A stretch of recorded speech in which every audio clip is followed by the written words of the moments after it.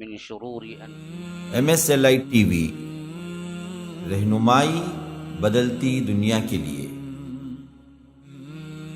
شهر رمضان الذي أنزل فيه القرآن هدى للناس وبينات من الهدى والفرقان كتاب الله وخير الهدي هدي محمد صلى الله عليه وسلم وشر الأمور محدثاتها وكل محدثة بدعة وكل بدعة ضلالة وفي رواية وكل ضلالة في النار فأعوذ بالله السميع العليم من الشيطان الرجيم من همزه ونفثه ونفخه يا أيها الذين آمنوا من يرتد منكم عن دينه فسوف يأتي الله بقوم يحبهم ويحبونه أذلة على المؤمنين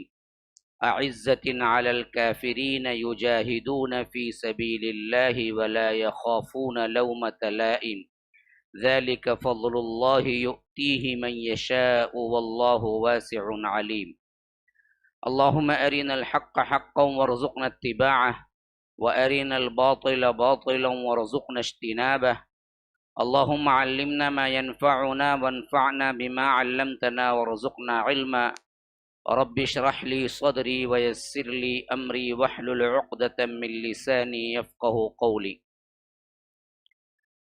اس اللہ کے نام سے ابتدا جس کے ناموں کی کوئی انتہا ہی نہیں۔ وَلَوْ أَنَّ مَا فِي الْأَرْضِ مِنْ شَجَرَةٍ أَقْلَامٌ وَالْبَحْرُ يَمُدُّهُ مِنْ بَعْدِهِ سَبْعَةُ أَبْحُرٍ مَا نَفِدَتْ كَلِمَاتُ اللَّهِ۔ اس ذات اقدس پر کروڑوں درود و سلام ہوں جو تمام جہانوں کے لیے رحمت للعالمین بن کے آئے تھے۔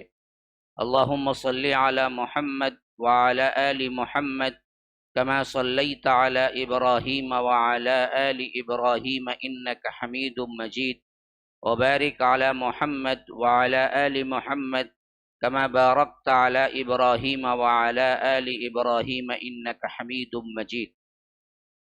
برادران اسلام، واجب الاحترام بزرگوں، دوستوں، عزیز ساتھیوں، لائق احترام ماؤں اور بہنوں،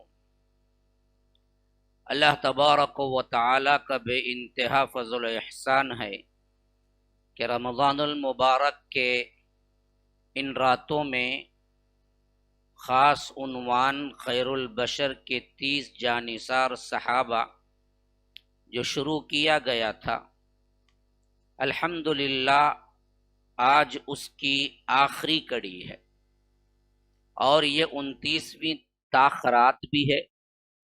اللہ کے رسول صلی اللہ علیہ وسلم نے لیلۃ القدر کو تلاش کرنے کے اعتبار سے آخری عشرے کا بھی ذکر کیا اور تاخراتوں کا بھی ذکر کیا۔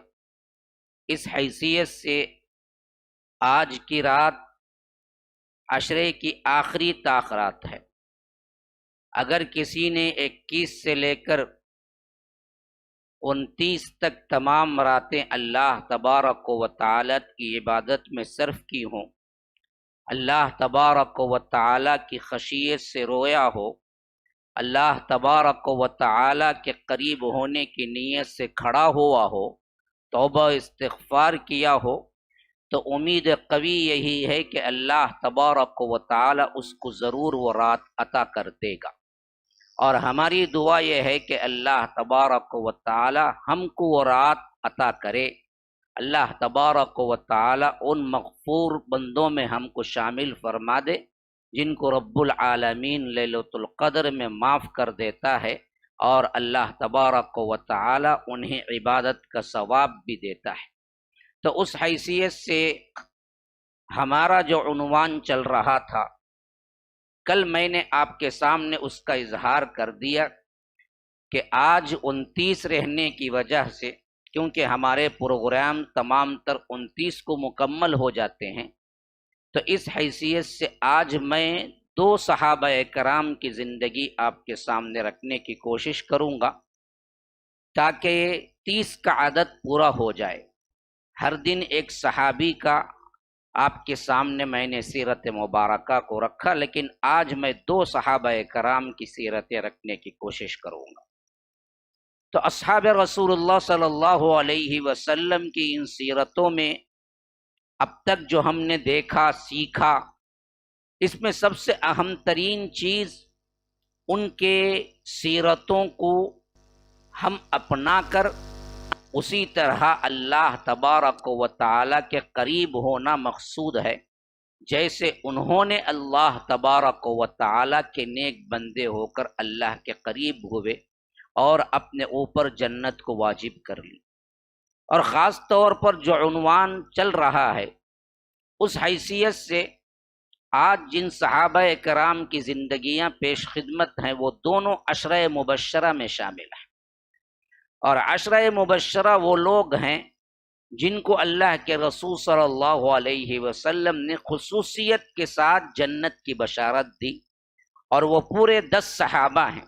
کل میں نے گنتی کروائی تھی، میرے کسی ساتھی نے بیان میں آنے والے کسی نے کہا کہ گنتی میں 1-2 چھوٹ رہے ہیں یا 1 چھوٹ رہے ہیں، تو بہر کیف آج وہ گنتی پھر ایک مرتبہ آپ کر لیجئے کہ 4 خلفائے راشدین اس میں آ جاتے ہیں، حضرت ابو بکر، حضرت عمر، حضرت عثمان اور حضرت علی رضی اللہ عنہم اجمعین۔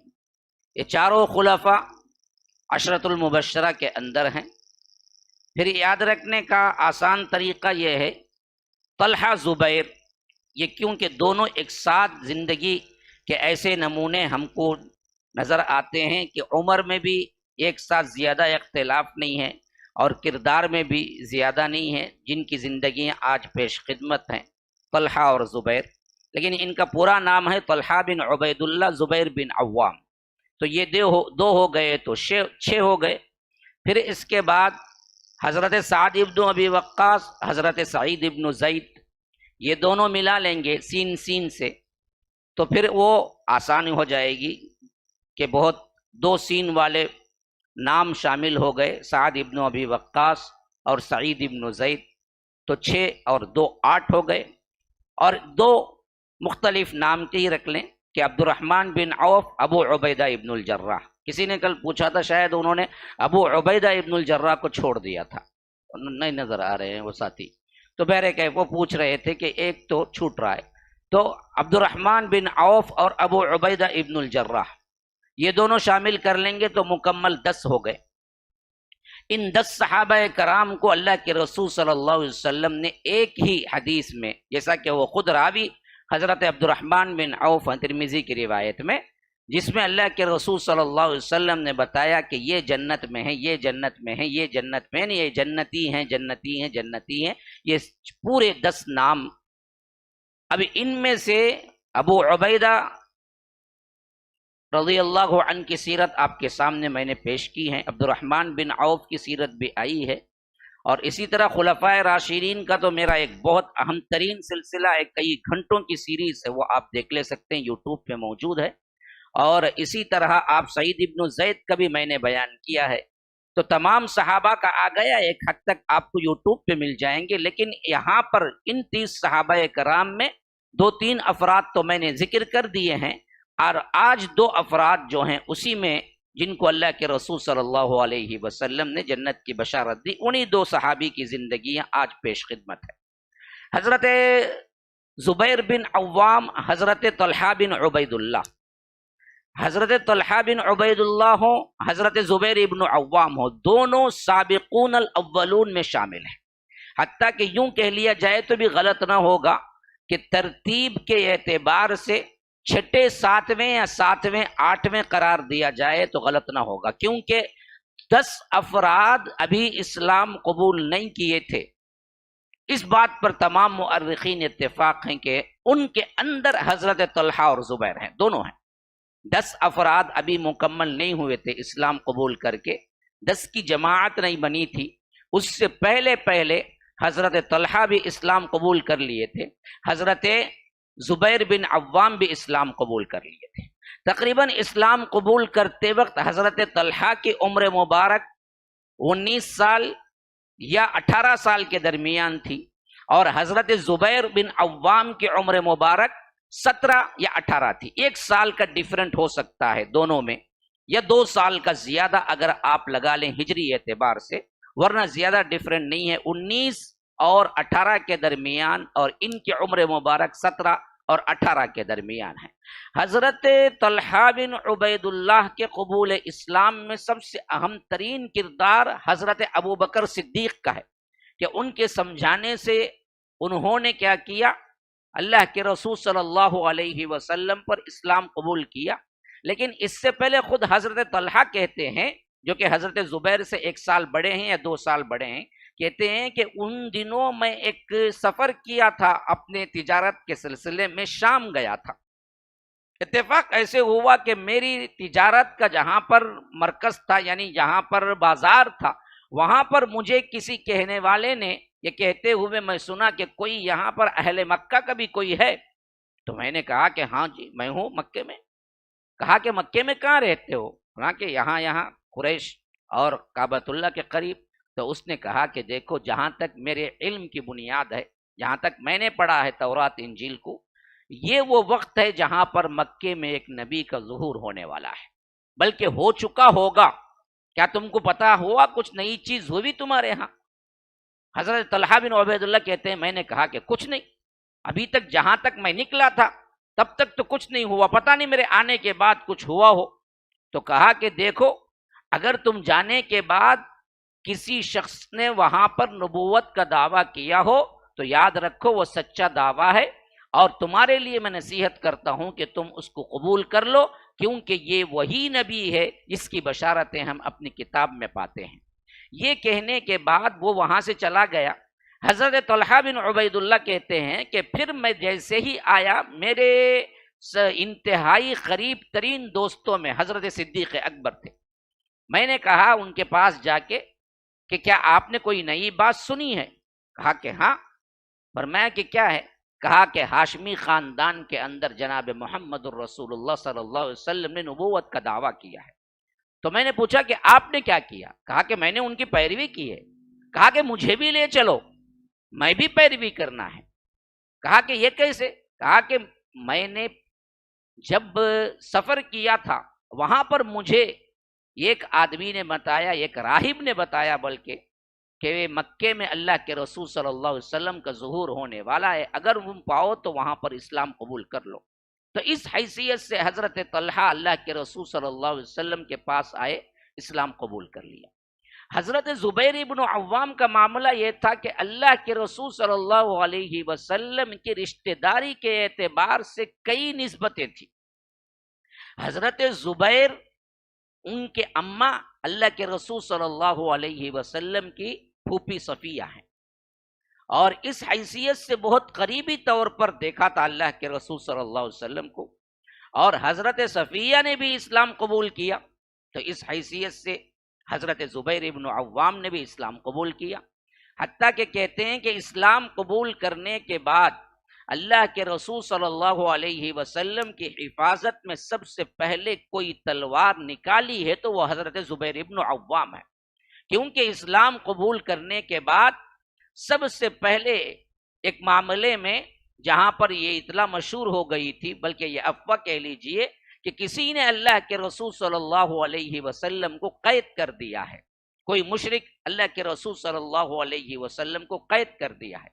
یہ سننا تھا کہ حضرت زبیر تلوار لے کے نکل پڑے۔ کہتے ہیں کہ میری عمر مبارک اس وقت کیا ہے، عموماً 17-18 سال سے بھی کم رہی ہوگی، اور میں تلوار لے کے نکلا، ڈھونڈتا پہنچا تو دیکھتا ہوں کہ اللہ کے رسول صلی اللہ علیہ وسلم بخیر و عافیت ہیں، اور میری ننگی تلوار لیے میں اللہ کے رسول صلی اللہ علیہ وسلم کے پاس حاضر ہوا تو اللہ کے رسول صلی اللہ علیہ وسلم مسکرائے، کہا کہ زبیر کیا معاملہ ہے؟ فرمایا کہ اللہ کے رسول آپ کے قید ہونے کی اطلاع ملی، اس واسطے میں تلوار لے کے نکلا۔ تو اللہ کے رسول صلی اللہ علیہ وسلم نے فرمایا کہ اگر یہ اطلاع سچی ہوتی تو کیا کرتے؟ فرمایا کہ اللہ کے رسول میں اس کو قتل کر دیتا، یا تو میں زندہ رہتا، یا تو اس کو قتل کرتا، یا تو میں شہادت پا جا۔ پاتا، بہر کیف اسے زندہ نہ چھوڑتا۔ تو اللہ کے رسول صلی اللہ علیہ وسلم نے مسکرائے، ان کی بہادری کی تعریف کی اور انہیں دعائیں دی۔ یہی وجہ ہے کہ بہادر ترین انسانوں میں سے ایک حضرت زبیر بن عوام کہلائے۔ حتیٰ کہ حضرت صفیہ جو ان کی ماں ہیں کہتے ہیں کہ میں نے بچپن سے انہیں سخت گیر بنانے کے لیے عجیب عجیب کام کیے جو کسی ماں نے نہیں کیا، حتیٰ کہ بعض معاملات میں عوام جو تھے وہ جلد ہی انتقال کر گئے اور ان کو پالا پوسا اکیلے ماں نے، صفیہ نے پالا پوسا ہے۔ تو اس حیثیت سے جو چیزیں ان کے ساتھ کرتی تھی تو ان کے چچا کبھی کبھی آ کے کیا کرتے تھے، پورے قریش کو جمع کر کے کہتے کہ قریش کے لوگوں یہ صفیہ کا ہاتھ پکڑو، یہ تو دراصل اپنے بچے کی دشمن ہے، پتہ نہیں اس کو مار ڈالے گی۔ تب جا کے حضرت صفیہ کہتی ہیں کہ میں نے کہا کہ لوگوں اللہ کی قسم میں جتنی محبت رکھتی ہوں اپنے بیٹے سے اتنے تم لوگوں میں کوئی نہیں رکھتا، لیکن میں اس کو سخت گیر بنانا چاہتی ہوں، اس واسطے میں دراصل کیا ہے اس کے اوپر سختی کا عمل کرتی ہوں، ورنہ تو اصل معاملہ یہ نہیں ہے کہ اسے تکلیف دینا ہے، وہ بہادر بنے۔ کبھی کبھی روایتوں میں آتا ہے کہ بچپنا تھا، شدید ترین بارش ہوتی تھی، کبھی کبھار ہوتی تھی ویسے بھی مکے میں، تو ایسے میں وہ لے کے اپنے بچے کو ساتھ میں باہر کھڑا کر دیتی تھی کہ بارش میں بھیگو اور ٹھنڈ کو سہو۔ بچہ روتا تھا، آس پاس کے پڑوس لوگ آتے تھے اور کہتے تھے کہ آپ کیا کر رہی ہیں؟ تو حضرت صفیہ کہتی تھی کہ مجھے اپنے بچے کی بہادری اور اس کو سب سے بہتر جنگجو انسان بنانا ہے، اس واسطے میں نے ایسے کیا ہے۔ ایک مرتبہ گلی کے معاملے میں گلی کے جو چھکرے ہوتے ہیں کبھی کبھار کیا ہے ادھر ادھر کیا ہے بات چیت ہو ہی جاتی ہے، تو اس حیثیت سے ابھی قبول اسلام سے پہلے جب 13-14 کے تھے تو ایک گلی کا بہت بڑا یوں سمجھ لیجئے کہ غنڈہ قسم کا کوئی تھا، تو اس سے کچھ انبن ہو گئی تو انہوں نے کیا ہے ایسا مار مارا کہ وہ شدید تر زخمی ہو گیا۔ لوگ لے آ کے کہے کہ آپ کا بیٹا تو ایسے ہے، تو انہوں نے پوچھا وہ سب چھوڑیے، بات وہ بعد میں کر لیں گے، اس نے کیا میرے بیٹے کو کیسے پایا یہ بتاؤ تم۔ اس نے زبردست لڑائی لڑی نا، ہاں کس پہ مارا کیا مارا وہ بعد میں دیکھیں گے، لیکن میرے بیٹے کو کیسے پایا یہ ذرا بتاؤ تم۔ تو اس طرح انہوں نے بچپن ہی سے حضرت زبیر ابن عوام کو بڑی بہترین تربیت دی، بڑا نڈر بنایا۔ اسی واسطے ہم دیکھتے ہیں کہ اللہ کے فضل و کرم سے جب یہ پوری بہادری اسلام میں ڈھل کے آئی تو پھر اپنا تن مندن اسلام کے لیے انہوں نے لگا دیا۔ حتیٰ کہ اللہ کے رسول صلی اللہ علیہ وسلم، ترمذی کی روایت میں ہے کہ خاص طور پر غزوہ خندق کے موقع پر ایک بہت بڑا ایسا تھا جو 1000 آدمی کے برابر مانا جاتا تھا، مرحب جس کا نام تھا، وہ آ کے کہا کہ ہے کوئی میرے ساتھ مقابلہ کرنے والا؟ بہت ہی تگڑا، کہتے ہیں کہ اس کی عمر بھی بہت، تجربہ بھی بہت، جنگی اعتبار سے بھی بہت تجربے کار، اور ڈیل ڈول کے اعتبار سے بھی ایک گھوڑا نہیں سہا سکتا ایسا، اور اس کے ساتھ ساتھ 1000 آدمی کے برابر مانا جاتا تھا۔ وہ آ کے نکل کے جب کہا کہ ہے کوئی میرے کے ساتھ اکیلا مقابلہ کرنے والا، حتیٰ کہ کچھ دیر کے لیے صحابہ کرام میں سکوت چھا گیا، کوئی نہیں اٹھا، یہاں تک کہ حضرت زبیر اٹھے، اس وقت بالکل 20 یا 21-22 کے ہوں گے۔ انہوں نے کہا کہ میں، اللہ کے رسول صلی اللہ علیہ وسلم نے کہا کہ زبیر بیٹھ جاؤ۔ ادھر حضرت صفیہ بھی دیکھ رہی تھی، کیونکہ وہ جنگ جو لڑی گئی وہ تو مدینے میں تھی، تو حضرت صفیہ بھی دیکھ رہی تھی۔ انہوں نے دیکھا کہ ہاں مرحب کا مقابلہ ہے، میرا بیٹا ابھی ابھی قدم رکھا ہے جوانی میں، کہاں وہ کہاں یہ ممکن نہیں ہے، وہ بھی خاموش رہ گئی۔ پھر اس نے کہا کہ ہے کوئی میرے مقابلہ کرنے والا، پھر بھی دیکھے صحابہ میں سناٹا ہے، تو خود اٹھے کہا کہ میں، تو اللہ کے رسول صلی اللہ علیہ وسلم نے خاموش کہا کہ بیٹھ جاؤ۔ پھر اس نے کہا کہ ہے کوئی میرا مقابلہ کرنے والا، پھر حضرت زبیر اٹھ گئے، کہا کہ میں، اور جب دیکھا کہ کوئی دوسرے بھی نہیں اٹھے ویسے بھی، تو اللہ کے رسول صلی اللہ علیہ وسلم نے خاموشی اختیار کی۔ تب 2 بدو مقابلہ ہونے کے لیے قریب پہنچے تو حضرت صفیہ نے کہا کہ اے اللہ کے رسول کیا میرا بچہ شہید ہو جائے گا؟ اللہ کے رسول صلی اللہ علیہ وسلم نے فرمایا کہ نہیں، تیرا بچہ غازی بن کے آئے گا۔ ایک روایت میں ہے کہ دونوں میں سے جو پہلے گرے گا وہ مرے گا۔ بہرکیف وہ 1000 آدمی کے برابر جو مرحب تھا وہ آگے بڑھا، اور ادھر یہ آگے بڑھے. دیکھیں کہ اس کا ڈیل ڈول اور اس کی اونچائی کے اعتبار سے اگر یہ گھوڑ سواری میں سوار کرتے اور دونوں گھوڑ سوار کے اعتبار سے کیا ہے مقابلہ کرتے تو مشکل ہو جاتا. اس واسطے انہوں نے کیا کیا کہ سیدھے طور پر نیچے اتر گئے. اب نیچے اترنا تھا کہ اس کے لیے بہت بڑی بات تھی کہ ادھر تو کیا مقابل جو ہے وہ ایک نوجوان لڑکا نیچے اتر کے للکارے اور یہ گھوڑے پہ بیٹھ کے. تو اس نے کہا کہ نہیں جی، پہلے تو کہا کہ اپنی زندگی کیوں برباد کرتے ہو، جاؤ پیچھے، کوئی میری طرح کا ہو تو میری عمر کا بھیجو. اس نے کہا کہ تو ڈر رہا ہے مجھ سے.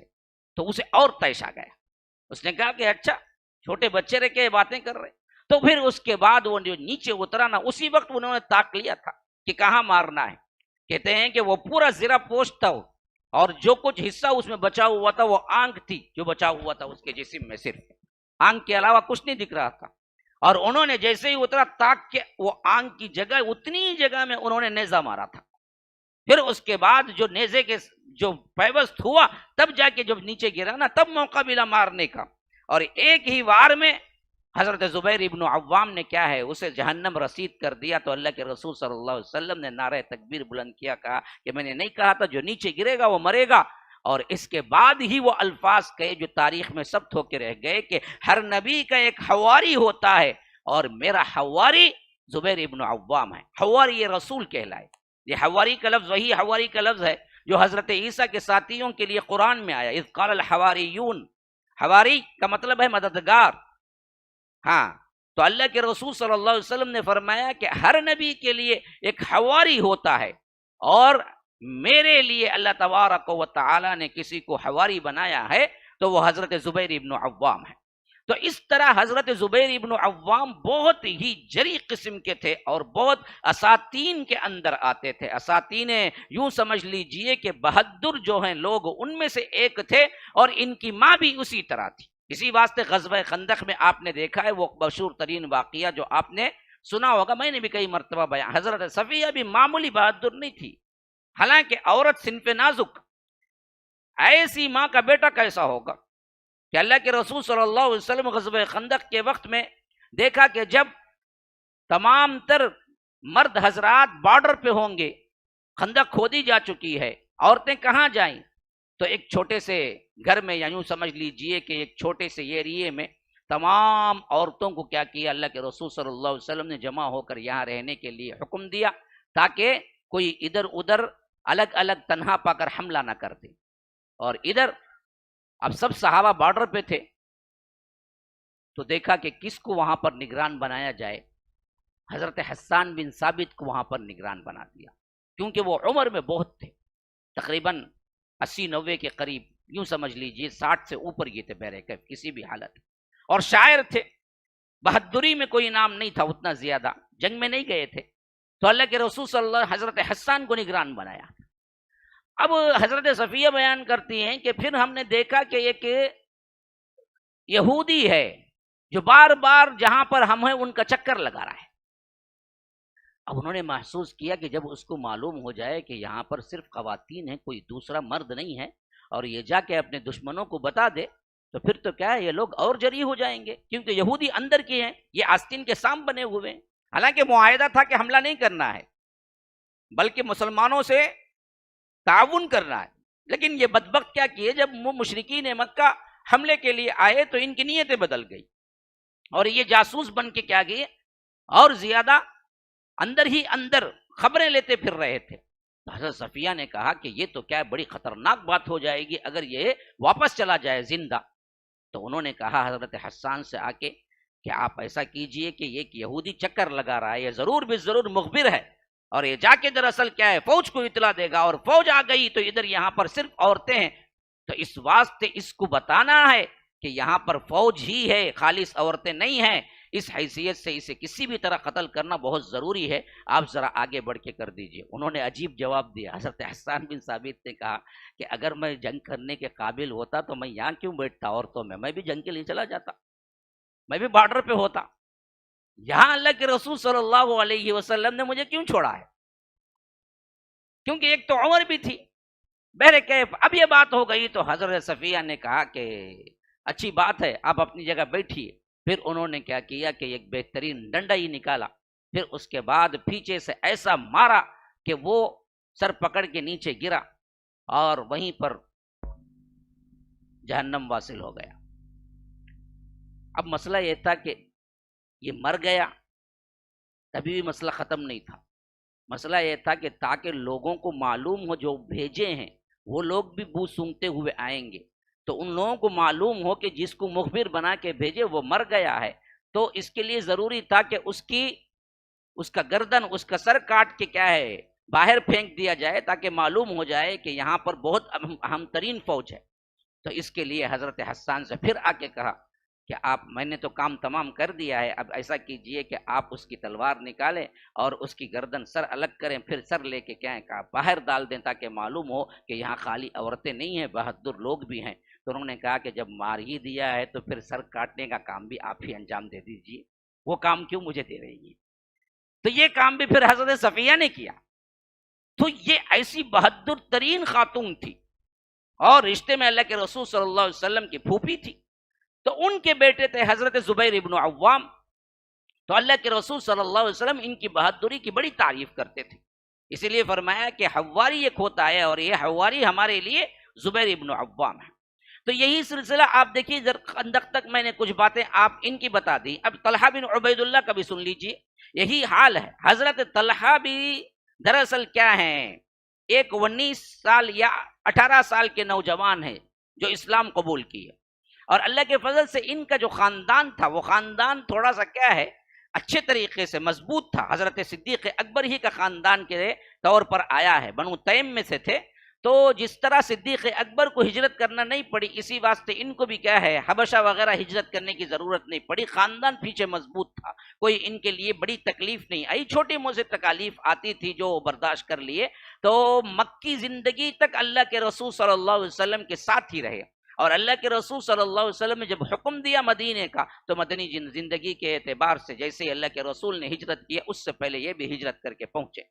اور غزوہ بدر میں اور غزوہ احد میں یہ چیزیں جو خاص طور پر غزوہ بدر کے سلسلے میں اختلاف ہے کہ طلحہ بن عبید اللہ شامل ہوئے یا نہیں ہوئے۔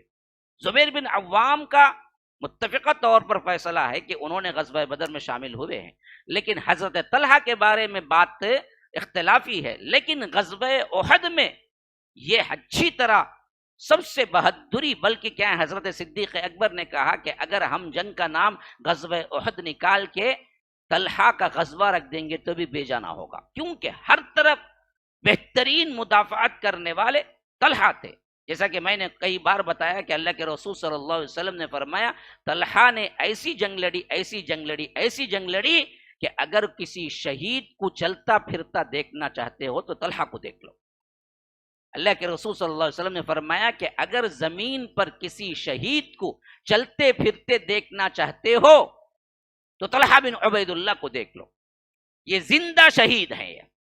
ہاں، ایسی جنگ لڑی انہوں نے، اور ایک موقع تو ایسے آیا کہ اللہ کے رسول صلی اللہ علیہ وسلم کی مدافعات میں ہر طرح تیر بھی چلا رہے ہیں، تلوار بھی چلا رہے ہیں، نیزہ بھی پھینک رہے ہیں، ہاتھ سے بھی روک رہے ہیں، یہاں تک کہ کسی نے کیا کیا، اللہ کے رسول صلی اللہ علیہ وسلم پر حملہ کرنے کی نیت سے جیسے ہی تلوار اٹھائی، انہوں نے جو ہاتھ سے روکا تو اوپر کی انگلی کا جو ٹکڑا تھا وہ اڑ کے نکل گیا، تو ان کی زبان سے حس نکلا۔ اللہ کے رسول صلی اللہ علیہ وسلم نے فرمایا کہ اگر اس وقت طلحہ بسم اللہ کہہ دیتے تو فرشتے جو آس پاس تھے وہ ان کو گود میں اٹھا لیتے۔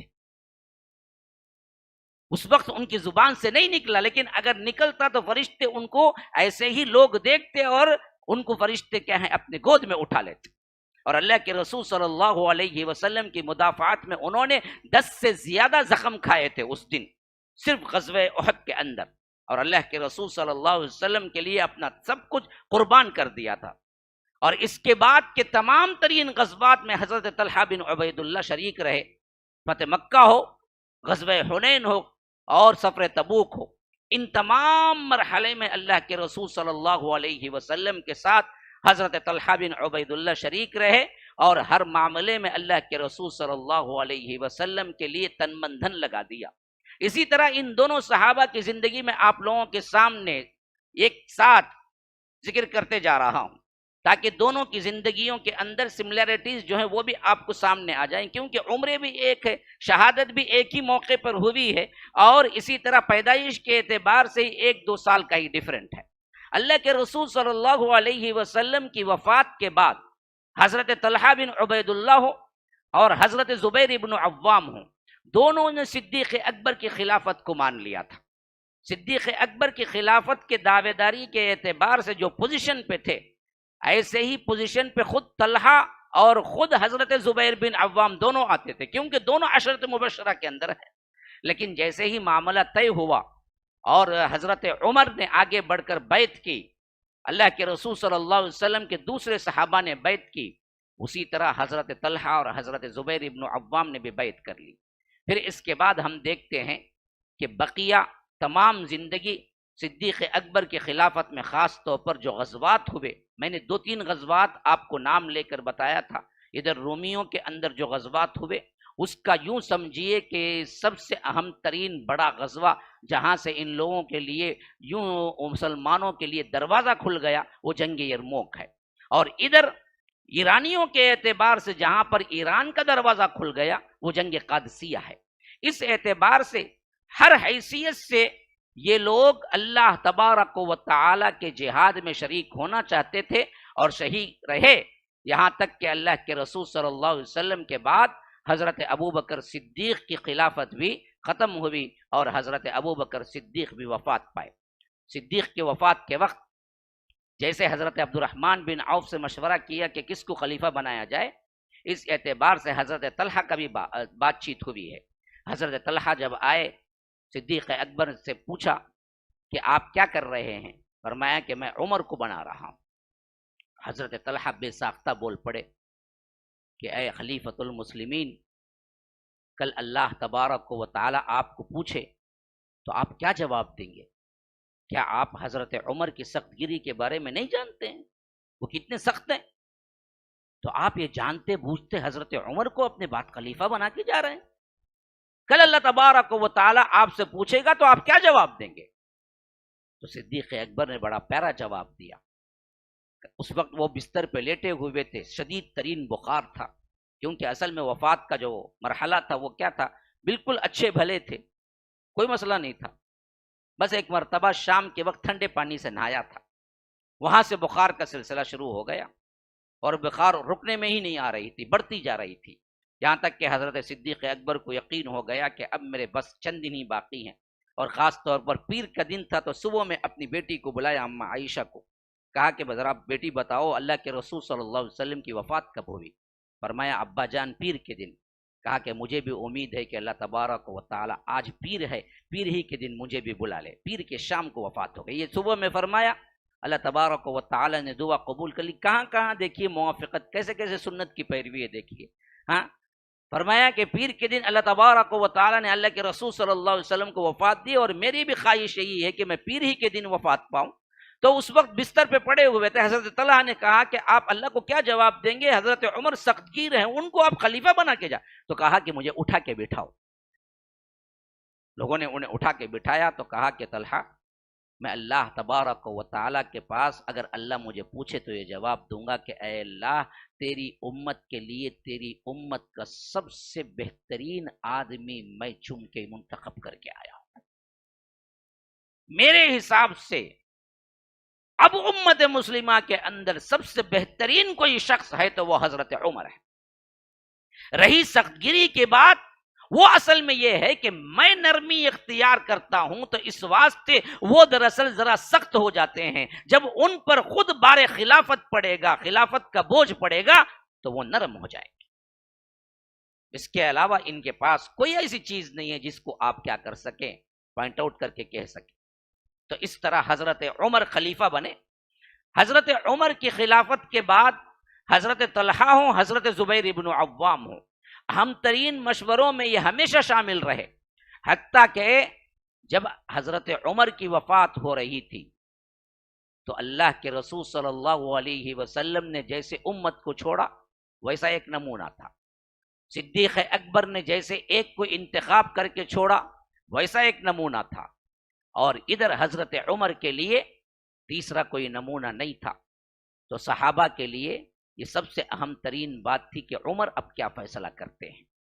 ہوا یہ تھا کہ 23 ہجری اور یوں سمجھ لیجئے کہ ذی الحج کے آخری ایام تھے، بالکل 27 یا 28 ہی رکھ لیجئے، ایسا ہی کوئی دن تھا جہاں فجر کی نماز پڑھانے کے لیے اللہ کے رسول صلی اللہ علیہ وسلم کی یہ صحابی امیر المؤمنین عمر ابن الخطاب آئے ہیں، اور ادھر ایک ایرانی النسل بدبخت ترین غلام ابو لولو فیروز زہر میں بجھا ہوا، خنجر رکھا ہوا، پردے میں چھپا ہوا تھا جو پتہ بھی نہیں تھا کسی کو، اور ادھر اللہ کے رسول صلی اللہ علیہ وسلم کے یہ صحابی طویل ترین قرات کرتے تھے اور امیر المومنین ہونے کی حیثیت سے یہی نماز بھی پڑھاتے تھے، اور فجر کے لیے رکعت باندھے قرات شروع کی، اور قرات میں جیسے ہی ایک رکعت پوری ہوئی، ابھی ایک رکعت باقی تھی، اس بدبخت نے کیا کیا، حضرت عمر کے وار کیا، اوپر سے گردن سے لے کر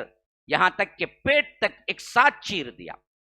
اس وقت شدید ترین زخمی ہو گئے حضرت عمر ابن الخطاب رضی اللہ عنہ، اور نیچے گرتے گرتے پیچھے کی صف میں کھڑے ہوئے حضرت عبد الرحمن بن عوف کو کھینچ لیا کہ نماز کی امامت نہ جائے۔ یا رب، اہمیت دیکھیے، جماعت دیکھیے، یہ سب چیزیں اگر دیکھتے ہیں تو یوں لگتا ہے کہ ہماری عبادتیں تو کچرے کی ٹوکری میں پھینکنے کی بھی لائق نہیں ہے۔ ہاں، یہ جب دیکھتے ہیں، یہ مناظر ہمارے سامنے آتے ہیں تو ایسا لگتا ہے کہ ہم کہاں کھڑے ہوں گے کل حشر کے میدان میں، اور کیا پیش کریں گے ہم عذر کے طور پر۔ ہماری نمازیں بیکار، ہمارے عبادات بیکار، ہم جتنا کچھ کرتے ہیں وہ تو ان کی ایک تکبیر کے برابر بھی نہیں ہے۔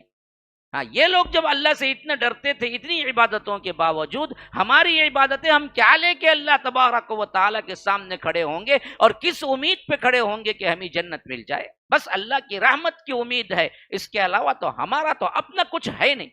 تو یہاں پر معاملہ یہ تھا کہ اگر وہ زخمی ہو اور پوری زخمی ہو چکے تھے تو کہتے کہ کسی کو مجھے لے جاؤ جراح کے پاس، کسی کو طبیب کے پاس لے جاؤ، اور کوئی نماز توڑ کے ان کو لے جاتا تو بھی خطا نہیں تھی۔ لیکن مرحلہ یہ تھا نماز کی اہمیت کا کہ انہوں نے اپنے آپ کو، کہنا تو بہت دور کی بات، انہوں نے نماز جماعت کے اعتبار سے بھی توڑنا گوارا نہ کیا، اور عبد الرحمن بن عوف کو کھینچ لیا اور کھینچ کے وہاں پر مصلی پہ کھڑا کر دیا، اور ادھر وہ خود تڑپتے رہے، نماز ہوتی رہی، کسی کو پتا بھی نہیں چلا۔ اس بدبخت نے کیا کیا، حضرت عمر پہ حملہ کر کے پھر واپس پلٹنے کے اعتبار سے جب وہ پلٹا تو اکا دکا صفوں کے اندر جنہوں نے پکڑا ان کو بھی مارتا گیا۔ اس دن 6-7 افراد پر حملہ کیا جس میں سے کئی شہید ہوئے۔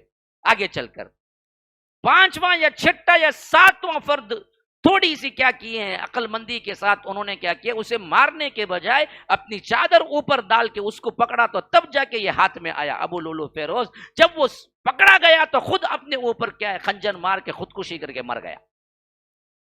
یہاں تو یہ مرحلہ تھا، لیکن جو طویل ترین صفیں تھیں ان کو کسی کو پتا نہیں چلا کہ اگلی صفوں میں کیا ہو رہا ہے، اور اس زمانے میں تھا بھی نہیں کوئی دیکھنے۔ تو وہاں سے یہاں تک جو صفیں تھیں ان لوگوں کو اتنا ہی معلوم ہوا کہ حضرت عمر پڑھاتے پڑھاتے قرات بدل گئی ہے، کیونکہ عبد الرحمن بن عوف مصلی پہ کھڑے ہو گئے، اور انہوں نے کیا کیا، نماز وہیں سے کنٹینیو کرتی جہاں سے چھوڑا تھا۔ اور یہی حال بھی ہے، یہی صحیح بھی ہے کہ امام جب کسی ضرورت کے تحت کھینچ لے تو وہیں سے شروع کر دینا ہے جماعت کو جہاں سے وہ چل رہی تھی۔ لوگوں کو صرف اتنا معلوم ہوا کہ حضرت عمر پڑھاتے پڑھاتے قرات چینج ہو گئی ہے، کوئی دوسرے پڑھا رہے ہیں۔ کیوں کیا نہیں ہوا جب تک کہ نماز نہیں ختم کر لی گئی۔ پھر اس کے بعد حضرت عمر کو اٹھایا گیا، شدید ترین خون بہہ چکا تھا، اور لے جا کے انہیں کیا ہے، دوائی کے لیے طبیب کو بلایا گیا، اور طبیب دوائی دیا، دوائی منہ کے ذریعے ڈالی گئی تو پیٹ کے ذریعے نکل گئی، گویا کہ پورا حصہ کیا ہے بالکل چیر دیا گیا تھا، بطن تک کا پورا حصہ۔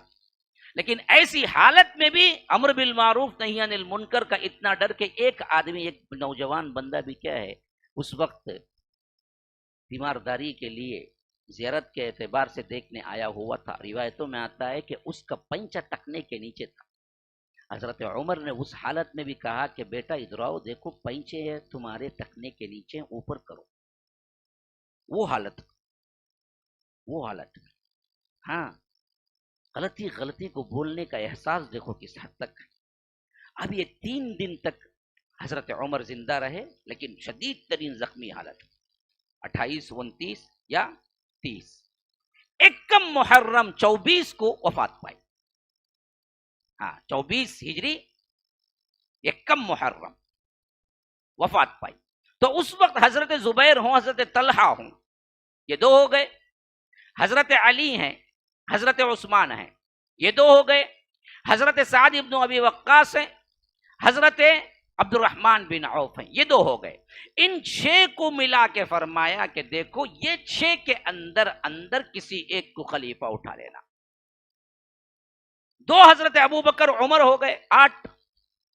2 کا معاملہ یہ تھا کہ ابو عبیدہ ابن الجراح خود حضرت عمر کی زندگی میں وفات پا چکے تھے، اور حضرت سعید ابن زید حضرت عمر کے رشتہ دار ہونے کی حیثیت سے نکال دیا تھا حضرت عمر نے کہ یہ خلیفہ نہیں بن سکتے.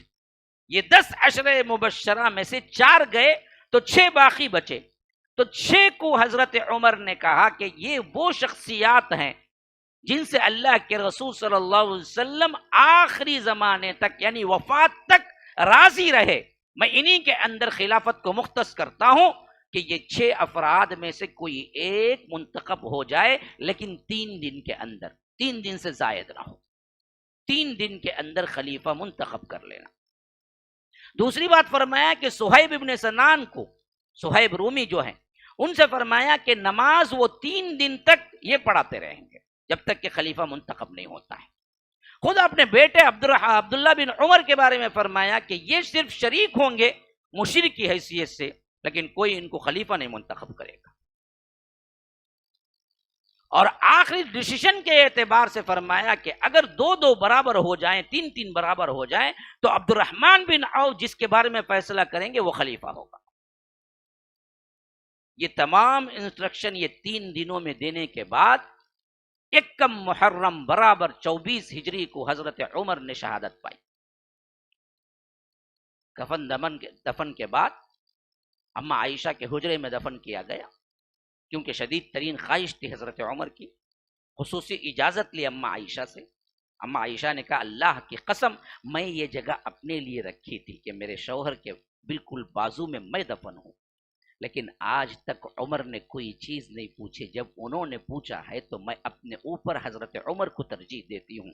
یہ کہہ کے انہوں نے کیا کیا کہ میری جگہ وہ لے لیں. تو حضرت اللہ کے رسول صلی اللہ علیہ وسلم، حضرت ابو بکر، پھر حضرت ابو بکر کے بعد حضرت عمر اسی حجرے کے اندر آ گئے. وہ حجرہ پھر بعد میں کیا ہو گیا کہ زمانہ گزرنے کے بعد مسجد نبوی کی توسیع کے اعتبار سے حجرہ خود اندر آ گیا. تو حجرہ اندر آ جانے سے قبر مبارک بھی اندر آ گئی، ورنہ تو وہ دراصل اندر نہیں تھی، اس کو اور مسجد کو فاصلہ تھا.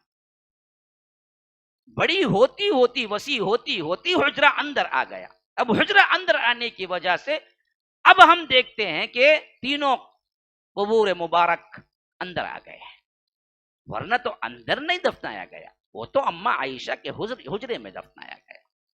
تو بہر کیف یہ ہو گیا معاملہ. تو حضرت عبد الرحمن بن عوف نے دیکھا 2 دن تک فیصلہ نہیں ہو رہا. حضرت عبداللہ ابن زبیر، حضرت طلحہ، حضرت سعد ابن ابی وقاص، حضرت عبد الرحمن بن عوف، حضرت علی، حضرت عثمان، یہ 6 جب جمع ہو گئے تو حضرت عبد الرحمن بن عوف نے کہا ہم 6 کو کیوں نہ 3 کر لیں، تو 3 میں انتخاب آسان ہو جائے گا. تو آپ لوگ بتائیے کس کے لیے کون چھوڑ کے ہٹ جاتا ہے پوزیشن کو، کیونکہ 6 کے 6 پوزیشن والے تھے، 6 میں سے کوئی ایک. حضرت طلحہ نے کہا کہ میں علی کے لیے، علی کے حق میں ووٹ دیتا ہوں، میں نکل جاتا ہوں. حضرت زبیر ابن عوام نے کہا کہ میں حضرت عثمان کے لیے ووٹ دیتا ہوں، میں نکل جاتا ہوں. حضرت سعد ابن ابی وقاص نے کہا کہ میں عبد الرحمن کے لیے ووٹ دیتا ہوں، میں نکل جاتا ہوں.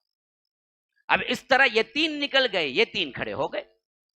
اب یہ 3 کھڑے ہوئے تو حضرت عبد الرحمن بن عوف نے فوراً جھٹ کہا کہ بھائی میں تو آنے والا نہیں ہوں، اس میں میرا تو آئیڈیا ہے ہی نہیں. اب بچے 2 حضرت علی اور حضرت عثمان. اب ان دونوں میں سے بتاؤ کہ اگر میں پہلے ایک کو لے گئے، کہا کہ میں آپ کو بنا دوں تو آپ ان کے انڈر میں کام کریں گے اور ان کو خلیفہ مان لیں گے؟ کہا کہ بالکل۔ پھر دوسرے کو لے گئے، کہا کہ اگر میں علی کو بنا دوں تو آپ ان کے انڈر میں کام کریں گے، ان کو خلیفہ مان لیں گے؟ جب دونوں نے کہا کہ آپ جس کی طرف اشارہ کریں گے ہم مان لیں گے، تو حضرت عبد الرحمن بن عوف نے کہا کہ آپ بیعت کیجئے حضرت عثمان پر۔ اس طرح انہوں نے انتخاب کیا۔ حضرت عبد الرحمن بن عوف نے کیا کیا؟ پہلے آگے بڑھ کر بیعت کی، حضرت عثمان کے لیے تمام بیعت کر لی، حضرت زبیر ابن عوام بھی بیعت کر لیے، حضرت طلحہ بھی بیعت کر لیے۔ اب پھر سلطنت چلی۔ یہاں سے وہ معاملات ہیں جو بہت ہی دل پہ پتھر رکھ کے بولنا پڑتا ہے۔ یہاں تک کہ حضرت عثمان کی خلافت میں یہ لوگ ماشاءاللہ کئی فتوحات میں حصہ لیا، لیکن آخر میں ایسا ہوا کہ جو مصر سے آنے والی ایک جماعت نے حضرت عثمان پر بھیجا تہمتیں لگانا شروع کر دی، اور یہاں تک کہ کیا ہے حضرت عثمان کا محاصرہ کر لیا۔ وہ حج کا زمانہ تھا اور لوگ حج کے لیے نکل چکے تھے، اور اتنا سخت گیر ان لوگوں نے معاملہ کیا کہ حضرت طلحہ ہوں حضرت زبیر ابن عوام ہوں، دونوں نے کیا کیا کہ بالکل ہی گوشہ نشین ہو گئے، چھوڑ دیے۔ کریں گے تو کیا کریں گے؟ ہر طرف ان لوگوں کی بات چل رہی تھی، جو دراصل اصل میں کیا تھے؟ بلوائی تھے، اور حضرت عثمان سے کہہ رہے تھے کہ آپ اپنی خلافت کو چھوڑ دیں یا نہیں تو ہم قتل کریں گے۔ اس طرح وہ لوگ محاصرہ کیے ہوئے تھے۔ آخر کار معاملہ حضرت عثمان کے قتل پر ختم ہو۔ ان بدبختوں نے کیا کیا؟ حضرت علی کو خلیفہ بنا دیا۔ وہ بنانے والے کون تھے؟ ان میں زیادہ تر اکثریت انہی کی تھی جنہوں نے حضرت عثمان کو قتل کیا تھا۔ اب یہیں سے اصل میں سمجھنے میں اختلافات ہوئے صحابہ کے، کوئی بدنیت نہیں تھا اس میں۔ معاملہ کیا ہو گیا کہ حضرت عثمان کو جنہوں نے محاصرہ کر کے گھر کے اندر جا کے قتل کیا، وہ ایک کل پوری بڑی جماعت تھی جو مصر سے آئی، اور اس میں سب سے زیادہ وہ لوگ تھے جو بدوی تھے، جو جانتے ہی نہیں تھے اسلام کیا ہے، بس ان کو جیسے کہا گیا ویسے مان کے آ گئے تھے۔ اب ان کو جو چلا رہا تھا اندر سے، حکم جو دے رہا تھا، جس کی بات چل رہی تھی، وہ عبداللہ ابن سبا یہودی تھا، لیکن لبادے میں جو تھا وہ مسلمان تھا۔ اب مرحلہ کیا ہوا کہ جیسے ہی حضرت عثمان کو قتل کیا گیا اور وہ شہید ہوئے، حضرت زبیر ابن عوام خود اکیلے ڈرتے ڈرتے حضرت عثمان کے گھر میں داخل ہو کر حضرت عثمان کے میت کو کفن دفن کا مرحلہ طے کر کے، صرف 4 یا 5 صحابہ ہیں جنہوں نے کیا کیا؟ راتوں رات لے جا کے حضرت عثمان کو دفنایا۔ ایسا مرحلہ تھا، پورے شہر میں دنگا فساد تھا۔ حضرت عثمان کو علانیہ لے نہیں جا سکے، بدبخت ایسا کر دیے تھے وہ لوگ۔ تو حضرت زبیر ابن عوام یہ کام اس واسطے انجام دیے کہ حضرت عثمان ان کو وصیت کر گئے تھے کہ اگر یہ بدبخت لوگ مجھے شہید کر دیں تو تمہارا حصہ ہے، تمہاری ذمہ داری ہے۔ اس طرح کرنے کے باوجود بھی حضرت زبیر ابن عوام نے دیکھا کہ یہاں پر اگر کچھ کام کریں گے تو مدینے کے اندر خون خرابہ ہوگا، اس واسطے وہ خاموش رہ گئے۔ اب یہ جو وقت گزرا نا جی، اس وقت میں ان لوگ کیا کیے؟ حضرت علی کو مجبور کر دیے کہ آپ خلیفہ بنے۔ حضرت علی نے دیکھا کہ ویسے بھی بات بالکل صحیح ہے نا بھائی، کہ پہلے بات متفق ہو گئی کہ ہم 2 میں سے کوئی ایک بنے گا۔ کب حضرت عثمان کی خلافت ہی میں بات اتفاق میں یہاں تک آ گئی کہ علی ہیں یا عثمان ہیں۔ اب حضرت عثمان شہید ہو گئے تو آٹومیٹیکلی کون ہے؟ علی ہیں۔ تو انتخاب میں غلط تو نہیں ہے، امت مسلمہ پہلے ہی کیا ہے؟ متفق تھی اس معاملے میں۔ لیکن جو بنانے والے تھے صرف یہ معاملہ تھا کہ یہ بدبخت تھے اب اس وقت، کون؟ جنہوں نے حضرت عثمان قتل کیا تھا۔ تو حضرت علی نے کیا کیا کہ ان کے اعتبار سے یہ لوگ مجھے بنا تو رہے ہیں لیکن میں جو بن رہا ہوں وہ تو غلط نہیں ہے نا۔ لیکن بہت سے جو بیعت نہیں کیے اس واسطے کہ آپ کیوں بنے جب وہ لوگ بنا رہے تھے، اسی میں اختلاف ہو گیا، اسی میں مسئلہ پیدا ہو گیا۔ صحابہ جو بعد میں بیعت نہیں کیے، یہ لڑائیاں ہوئی، وہ مسئلہ کیا تھا؟ جو لوگ حضرت عثمان کو قتل کیے ان لوگوں نے آپ کو بنایا نا، تو آپ کیوں بنے؟ اگر آپ بن گئے نا تو ان لوگوں کو قتل کیوں نہیں کیا؟ تو حضرت علی نے کہا کہ بھائی میں کیسے قتل کروں ان لوگوں کو جنہوں نے مجھے بنایا؟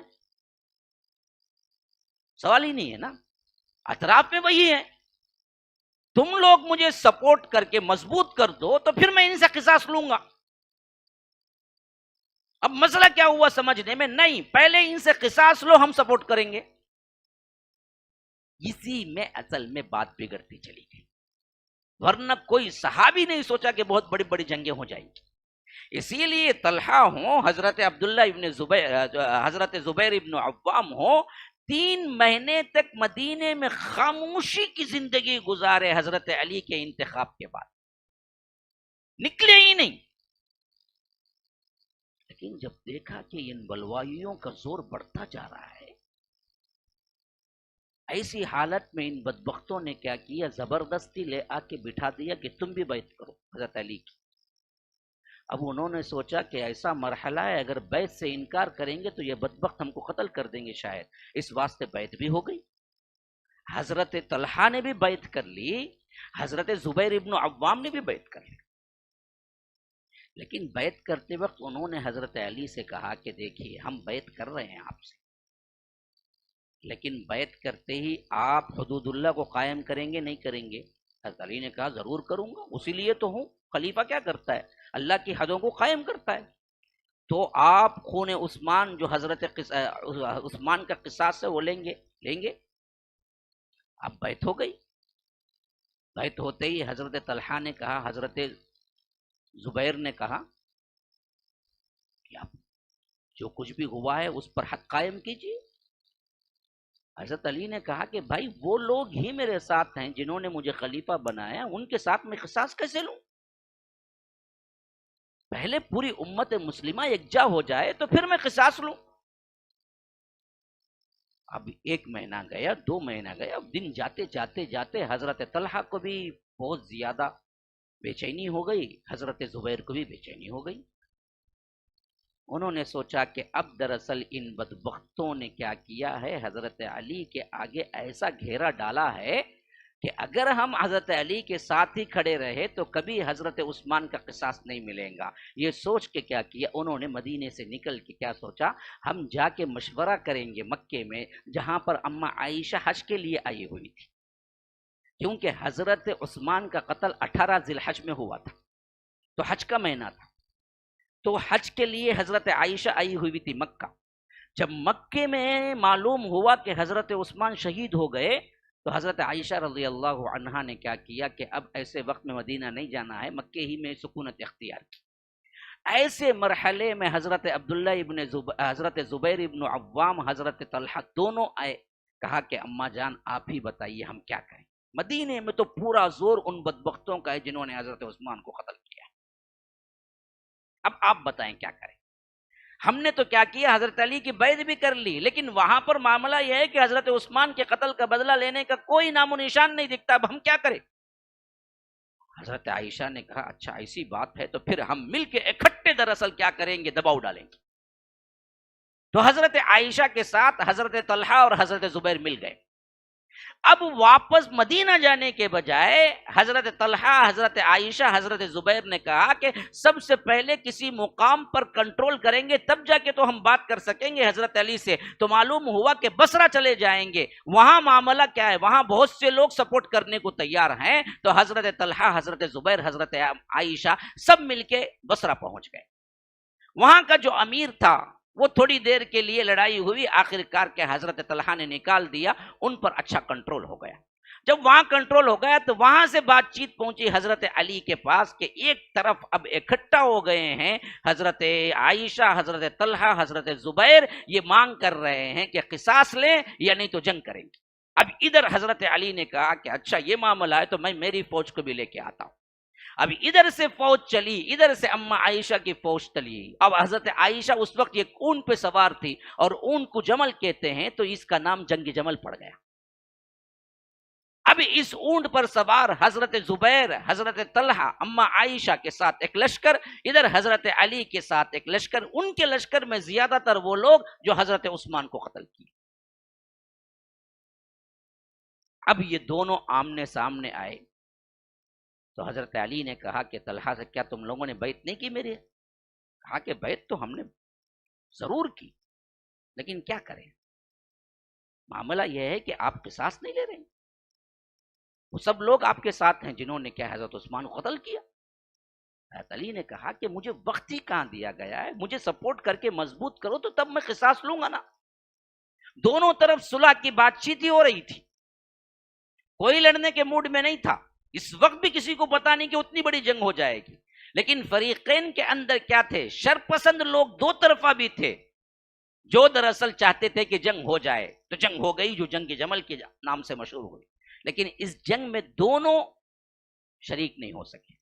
ہوا یہ کہ بالکل قریب کے ایام میں حضرت طلحہ، حضرت زبیر جب حضرت علی سے آمنا سامنا کیے تو ایک مرتبہ حضرت طلحہ سے حضرت علی نے کہا، ہم ایک مرتبہ دونوں اللہ کے رسول صلی اللہ علیہ وسلم کے زمانے میں جا رہے تھے، تو اللہ کے رسول صلی اللہ علیہ وسلم نے پوچھا کیا تم علی کو دوست رکھتے ہو؟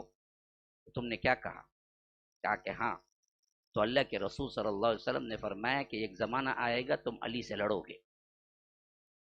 تو انہوں نے وہ حدیث یاد دلائی، جیسے ہی یہ حدیث یاد دلائی حضرت طلحہ نے کہا کہ بالکل۔ حضرت زبیر نے بعد میں بات چیت کی تو کہا کہ ہاں جی یہ بات صحیح نہیں لگتی ہے کہ ہم لڑیں گے، دونوں الگ الگ راہ لے لیے، لیکن کریں گے تو بھی کیا کریں گے، لڑیں گے نہ لڑیں گے تو بھی کیا کریں گے۔ اچھا یہ ہو گئی بات۔ اب وہ لشکر چھوڑ کے ہی چلے گئے طلحہ اور زبیر۔ طلحہ نے جب لشکر چھوڑا تو اسی وقت جو دل میں بغض رکھا ہوا تھا اسی لشکر کا ایک بندہ تیر مارا جو زہر میں بجھا ہوا تھا، جس سے حضرت طلحہ شہید ہو گئے۔ جنگ جمل میں لڑے تو نہیں، لیکن جنگ جمل میں رہے، لیکن اسی میں شہید ہو گئے۔ حضرت زبیر کے ساتھ بھی یہی معاملہ ہوا، وہ چھوڑ کے نکلے، حضرت علی کے ساتھیوں میں سے ہی ایک ان کے ساتھ ہو لیا، ابن جرموز۔ جب وہ اکیلے چلتے گئے تو انہوں نے پوچھا کہ کہاں جا رہے ہیں؟ کہا کہ مجھے یاد آ گیا کہ یہ قتال صحیح نہیں ہے، اس واسطے میں جا رہا ہوں۔ کہا کہ مجھے بھی ساتھ میں لے لیجیے۔ کہا کہ تم کیا کرو گے؟ میں آپ کے ساتھ رہوں گا، آپ کی خدمت کروں گا۔ تو انہوں نے ساتھ لے لیا۔ اب نماز ظہر کا وقت آیا، کہا کہ ہم نماز کے لیے کھڑے ہو جاتے ہیں۔ کہا کہ آپ بھی کھڑے ہو جائیے۔ تو دونوں نے عہد و پیمان کیا کہ دیکھو میں نماز پڑھتے وقت تم حملہ نہیں کرو گے۔ اس نے کہا کہ بالکل صحیح، میں بھی نہیں کروں گا۔ پھر اس کے بعد انہوں نے نماز میں کھڑے ہو کر کہ صحیح سجدے میں گیا، یہ ابن زرموت نے کیا کیا، تلوار اٹھائی، قتل کر۔ اس طرح حضرت زبیر ابن عوام قتل ہو گئے، اس طرح طلحہ قتل ہو گئے۔ اب حضرت زبیر کو ابن جرموز ختم، یہ حضرت علی کے لشکر میں تھا، یہ بدبخت جو حضرت عثمان کو قتل کرنے والوں میں سے ایک تھا۔ تو حضرت طلحہ کو قتل کر کے ان کا سر کاٹ کے اٹھا کے لے آ کے حضرت علی کے سامنے رکھ کے کہا کہ دیکھیے میں نے بڑا کارنامہ انجام دیا۔ تو حضرت علی نے کہا کہ پھر تو کیا ہے، جہنم کی خوشخبری کے لیے تیار ہو جاتا۔ سیم یہی بات جو ہم آگے چل کے دیکھتے ہیں، حضرت عمار کو قتل کر کے جب دراصل آیا تھا حضرت عمرو بن عاص کے پاس، تو حضرت عبداللہ بن عمرو بن عاص نے کہا کہ یہ بدبخت جو حضرت عمار کو قتل کر کے آئے جہنم کے نوید کے لیے تیار ہو جائے۔ اس حدیث کو تو لے کے کیا ہے واویلا مچاتے ہیں، دیکھو اس واسطے کیا ہے، حضرت امیر معاویہ جو ہیں فلاں کام کیے، باغی گروہ ہو گئے، فلاں ہو گئے۔ یہی حالت حضرت علی نے بھی کہا، بالکل حضرت زبیر ابن عوام میں، تو علی بھی دراصل باغی ہو گئے اس وقت، یا علی بھی غلط ہو گئے؟ حالانکہ انہی کے لشکر کا بندہ اس نے کیا تھا جو حضرت عبداللہ ابن زبیر کو مارا تھا۔ بعینی اس کا الٹا واقعہ، حضرت معاویہ کے لشکر کا بندہ حضرت عمار کو مارا تھا۔ جب حضرت عمار کو مارا تو معاملہ کیا ہے، پلٹ گیا۔ اور حضرت معاویہ پر غلط غلط الزامات لگا کے انہیں پورا ڈیگریڈ کرنے کی کوشش کی جا رہی ہے۔ ادھر حضرت علی کے لشکر میں بھی یہی معاملہ ہوا کہ حضرت زبیر کا جب سر لا کے حضرت علی کے سامنے رکھا گیا تو حضرت علی نے کہا کہ بدبخت تو نے کوئی کارنامہ نہیں انجام دیا بلکہ تو جہنم کے لیے تیار ہو جا، حالانکہ تو میرے فیور میں کیا ہے لیکن کام جو کیا ہے وہ جہنمی کام کیا ہے۔ تو اصل مرحلہ اس وقت کا کسی کی سمجھ سے بالا تر تھا کہ کیا ہو رہا ہے اور ہو رہا تھا۔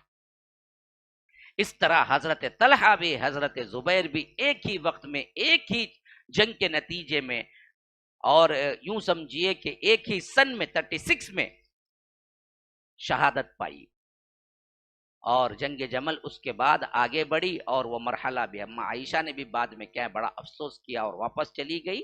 پھر اس کے بعد 40 میں حضرت علی کو بھی انہی بدبختوں نے شہید کیا، عبد الرحمن ابن ملجم نے۔ تو یہ پورا فساد اصل میں کیا ہے، ان لوگوں کا تھا جنہوں نے اسلام کو سمجھا ہی نہیں تھا اور فساد کی نیت سے ہی داخل ہوئے تھے، لیکن صحابہ اس معاملے میں انوسنٹ ہیں کہ ان کی مکاریوں کو سمجھ نہ سکے، اور اس واسطے سامنے تو دکھ رہا ہے صحابہ نے کیا، اصل میں پیچھے گیم کھیلنے والے پورے یہ بدبخت ہیں جنہوں نے یہ لڑائیوں میں حصہ لیا اور ایک دوسرے کو کیا کیا تھا، پروموٹ کیا اور ایک دوسرے کو غصہ دلایا، ایک دوسرے کے نتیجے میں کئی صحابہ شہید ہوئے۔ تو یہ اصل واقعات ہیں، اللہ تبارک و تعالی سمجھ کی توفیق دے۔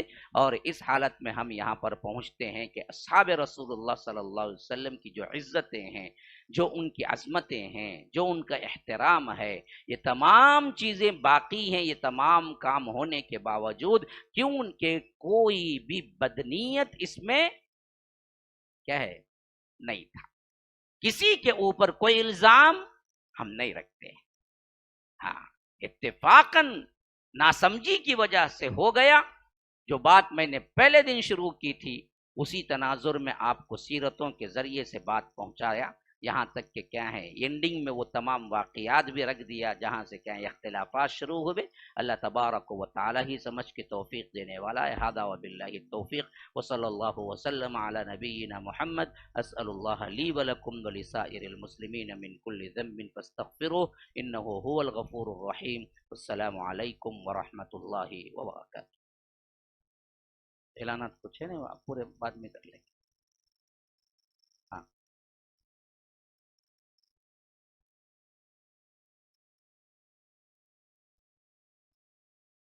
بھائی، دعا کی درخواست آئی ہے، مہرون نساء سیدہ بیگم صالحہ بیگم مریض ہیں، ڈیالیسس پہ ہیں، اللہ تبارک و تعالی انہیں شفاء کاملہ عاجلہ مستقبل عطا فرمائے۔